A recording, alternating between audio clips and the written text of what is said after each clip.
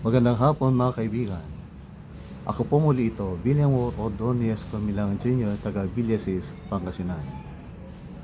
Bilang isang PWD, person with disability, ako po ay may posibilidad na magkaroon ng depression, self-pity, doubts, fears, and worries, at lahat ng uri po ng negative thoughts and feelings. But I thank God because He taught me how to fight against these negative feelings and thoughts. He taught me that I could fight against these things through 3 P's.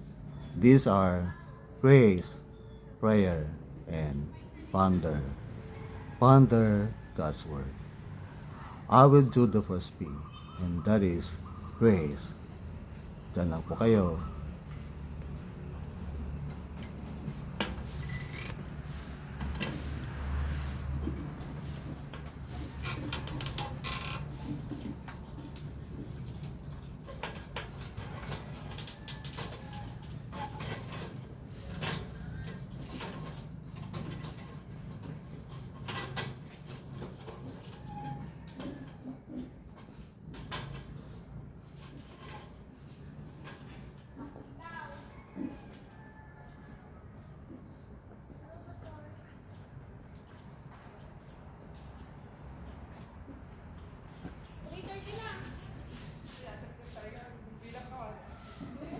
Buti-buti mo, Panginoon, sa lahat ng oras, sa bawat araw. Ika'y laging tapat magmahal. Ang iyong tawa ay magpawalang hanggan.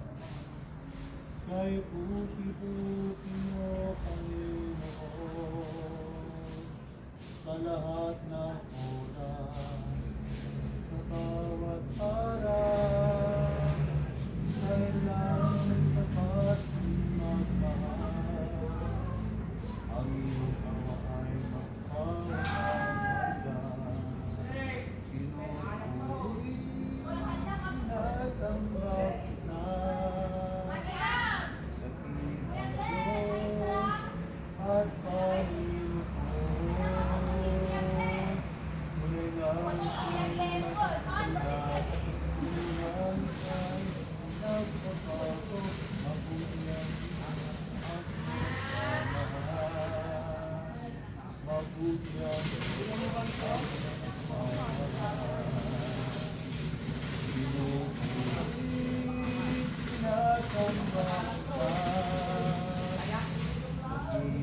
Diyos at Panginoon,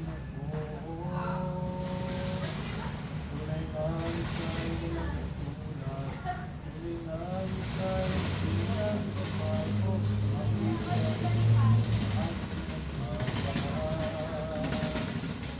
mabuhay at nagmamahal. Dalang kayo, babalik ako.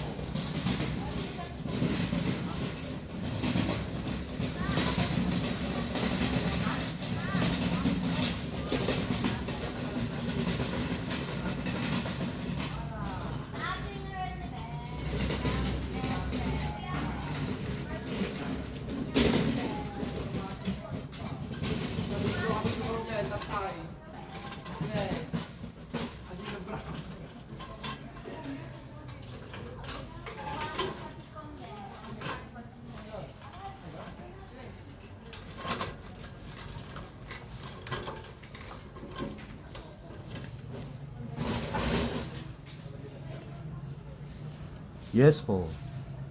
Ang unang P para labanan ang mga negatibong pag-iisip at damdamin po ay praise, papuri. Praise the Lord. Purihin ang Diyos po. Psalm 34:1 states, I will bless the Lord at all times. His praise shall continually be in my mouth. Pupurihin ko si Yahweh sa lahat ng panahon. Pagpupuri ko sa Kanya ay di ko papatigilan. Ang second P po ay ponder. Ponder God's Word. Pag-isipan po ang salita ng Panginoon. Recite it. Recite God's promises.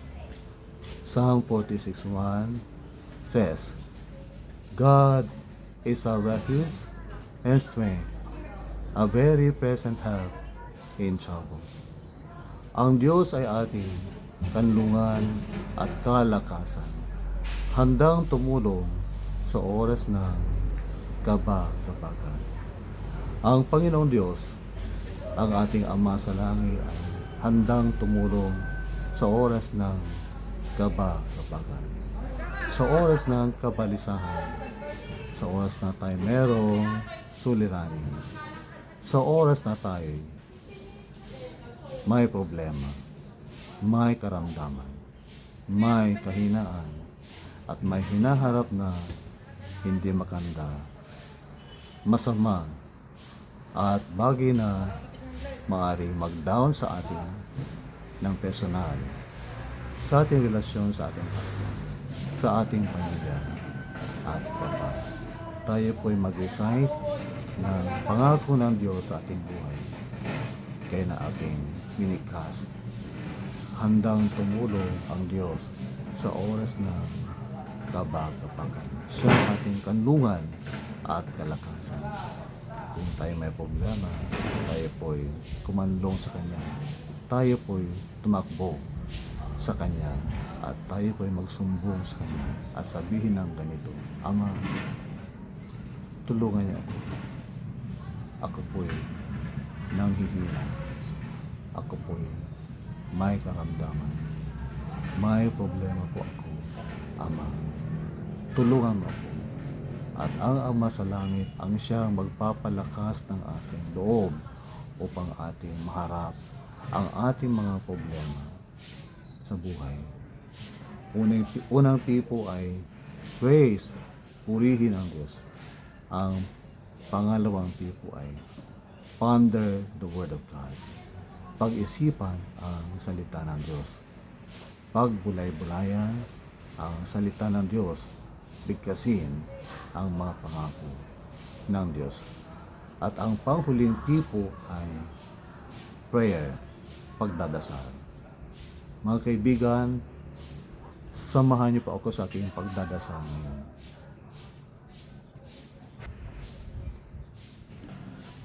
Makapangyarihang Ama sa langit, dakilang Panginoon, Ikaw ay aking pinupuri sa sandaling ito. Pinupuri kita sapagkat Ika'y mabuting Diyos. Mabuti ka sa lahat ng panahon. Ikaw ay mapagbiyaya. Lahat ng aking pangailangang espiritual at pisikal, kasama ang material at pinansyal, ay Ikaw ang siyang nagbibigay ng lahat ng maito upang ako'y manatiling buhay, may mabuting kalusugan, malakas, at may positibong pananaw sa buhay. Salamat, Ama, sapagkat kailanman ay hindi mo ako pinabayaan. Dahil sa iyong sapat na biyaya, ako po'y nananatiling malakas, may mabuting kalusugan, may positibong pag-iisip araw-araw.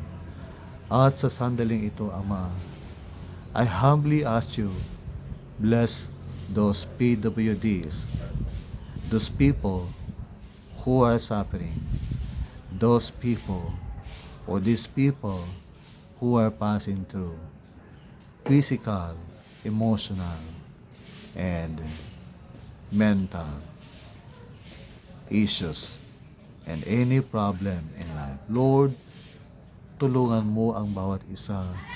Ikaw ang siyang magpabuti ng kalagayang pisikal ng bawat isa. Ikaw po ang mga siyang magbigay ng solusyon sa problema ng mga mag-asawa, ng isang pamilya, ng isang komunidad, ng isang iglesia, at ng aming bansa. Sa inyo kami nagtitiwala at kami inyong patawarin sa aming mga nagawang pagkakasala at tulungan mo kaming mabuhay ng matuwid sa iyong harapan, araw-araw, upang kami inyong pagpalain. Maraming salamat po, Ama, sa pangalan ni Jesus. Amen.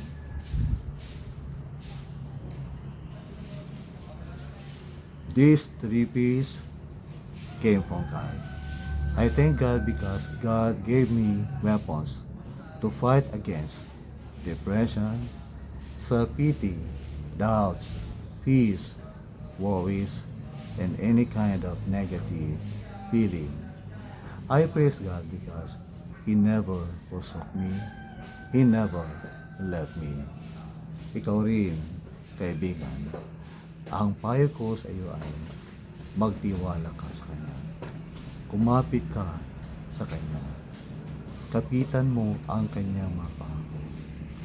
Purihin mo siya instead na ikay mag-worry, magpasalamat ka sa Kanya sa bagay na meron sa iyo. Huwag kang mag-focus sa iyong karamdaman, sa iyong sakit. Gayahin mo ako.